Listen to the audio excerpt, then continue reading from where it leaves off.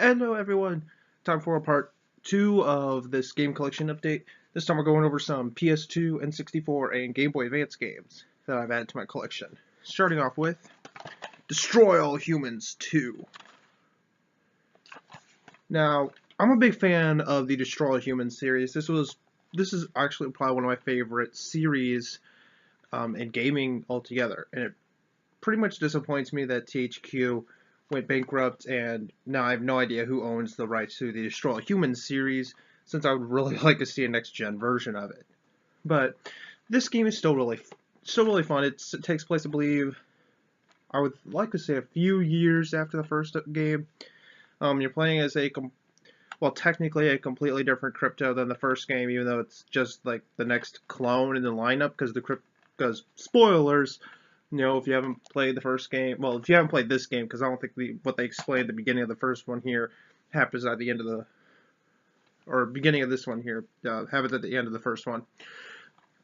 But, the Crypto from the last one dies, but, they create this here clone of him. He has all his memories and whatnot. He's just the next one in the lineup. They're basically going off of, if you didn't die in the first game, you're picking this up. You had a perfect run through the first game. This is what you're going for. And it's a pretty fun game. They added a hell of a lot of shit that's awesome.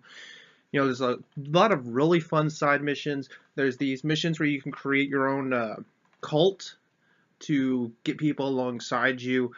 And it's just a whole lot of fun to do all this stuff. It's one of the few games I actually where, again, like I said with I can't remember what other game I might have said this one with, but it's one of the few games I've actually gone out of my way to do all the side missions for, because of the hilarious writing, the great overworld, the great controls, the gameplay being amazing, and the side missions just being a lot of fun to play through. And that I just don't feel like, leaving a world until I've finished everything in that world, or that hub world, because you get several hub worlds here. I've heard some people say, oh, it's not as good as the first because of the timeline it's set in, because this one's set in whatever, the Cold War era or whatever. It's set during the Cold War. But I didn't mind that. It's a different take on it, and I really like that. I'd actually say this is probably my favorite of the three I've played. As many of you know, I've played the first Destroy Humans, this, and Big Willie Unleashed. And this is probably my favorite. And the only one I haven't played is Path of the Furon, I believe, and that's a PS3 and maybe 360. I don't know. I'll probably get around to playing that at some point, though. Hopefully it's as good as one of these. Hopefully it's not as bad as Big Willie Unleashed, though. But yeah.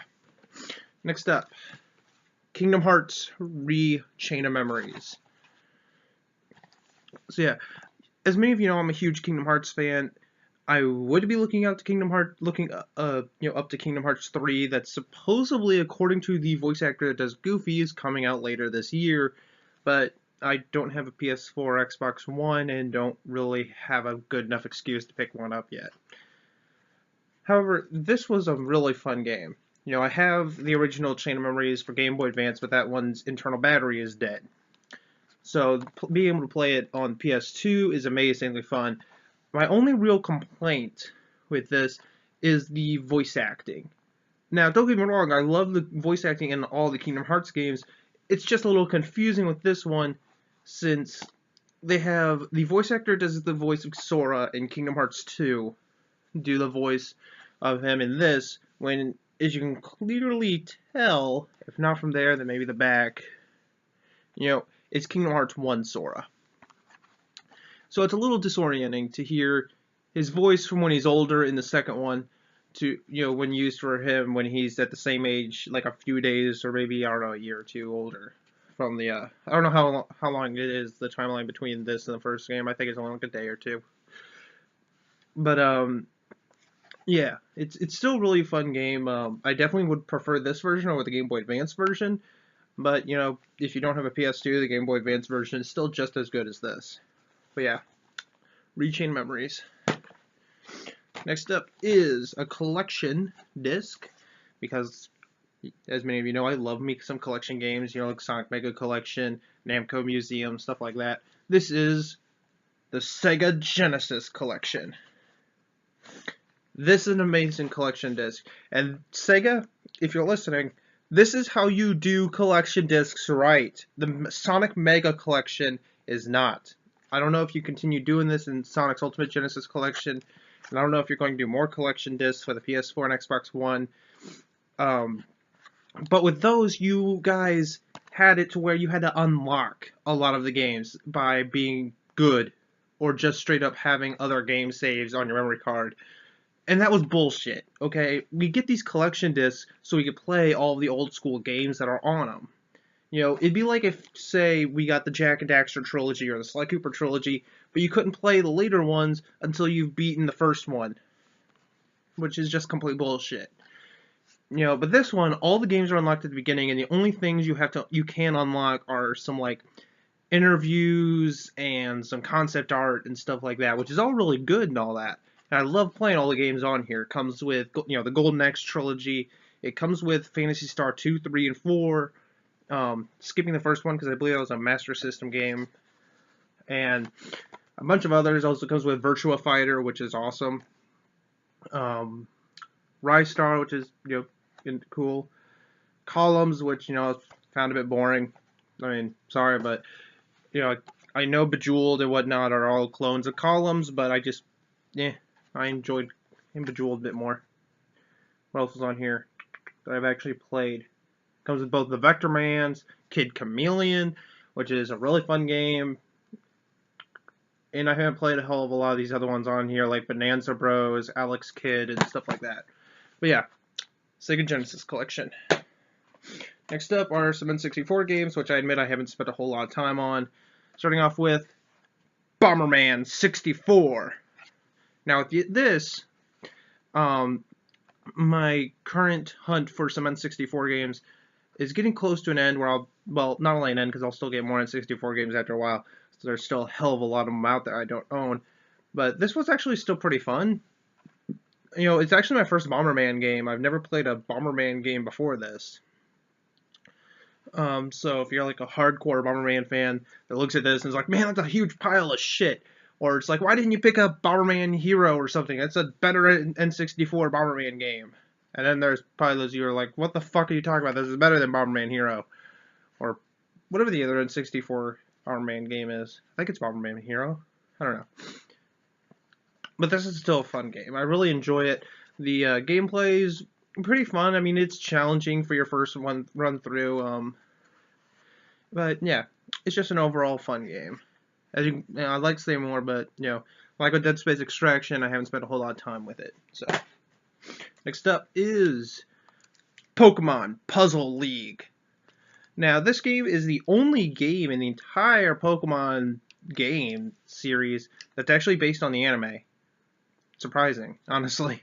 It comes with a lot of, you know, it has a lot of like anime, like cutscenes from the anime, and it, you know, it's kind of interesting. And it's also, from what I hear, it's the only game that was only released in the United States. It may have also been released in Europe. I'm not sure, but as far as I know, this was made from an American company. It was made by, I don't see it. I don't see their name on here, but it was made by an American company. You know.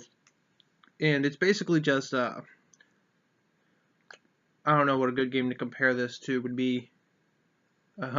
It's not your typical Pokemon game, I can say that much. It's far from your typical Pokemon game, and it's far from your typical Pokemon story, kinda. I mean, Ash goes to a puzzle league instead of a Pokemon league because he's got to be the best in everything. He's Ash Ketchum. He's got to beat everyone's ass. You know, and he goes to participate in a puzzle league to, I don't know, be the best. So that's all. You just switch these things around until you make a matching pair of 3 or 4, whatever. And, you know, whatever. It's a fun little game. I do still prefer some of the other Pokemon games over it, you know, mostly because when it comes to these type of puzzle games, I'm not a huge fan. When it comes to stuff like Professor Layton and shit, hell yeah. Now to the 2 Game Boy Advance games, both of which from the same series. First off is Yu Yu Hakusho Spirit Detective. Now, this one, I have started watching the Yu Yu Hakusho anime. I haven't watched a whole lot of it, but I have watched a couple episodes of it, and I really am enjoying it. So I decided to pick up some games that were based on it. So far, I can only find the Game Boy Advance games that are based on it. And if I'm remembering this one correctly, this one's garbage. It's pure and simple garbage. The graphics, for a Game Boy Advance game, the graphics on this thing look shit. I mean, there's so many other Game Boy Advance games that look amazing. So many, like, fucking, what do they call them? Well, like, some of the first games for the Game Boy Advance look better than this. Some of the games on the Game Boy Color look better than this fucking thing. And play a hell of a lot better. You know, because in this game, you can play as any numerous characters. Usually, Yusuke, but you could also change to some of the other characters from the show that you like, Kuwabara and stuff like that, to traverse this world with. But it just feels clunky. The controls feel really clunky, and it's really hard to explain without playing the game. Like, one major thing I could say to hopefully get the point across of how clunky the controls are is when you're trying to get around a building. And you can't get around a building unless your feet, the pixels on the very bottom of your character's feet, are above the roof of the building. Despite the fact that you can see that the roof of the building is behind this and whatnot if your brain can pixelate a 3D space. But, yeah. Still a fun game, though. Kinda. I don't ever play it that much. But, yeah. It's garbage, but I could have fun with it for, like, 2 minutes. Yeah. Next up is a slightly better Yu Yu Hakusho game. Not by a whole lot, but slightly. And that's Yu Yu Hakusho Tournament Tactics. Now, this here is a bit better, like I keep saying, and it's, I don't know, it's your basic fighting game. Well, not really fighting, it's your basic RPG, is really what it is, where you move around a board, and you punch and kick and shoot your spirit gun and whatnot at various enemies, and whatnot.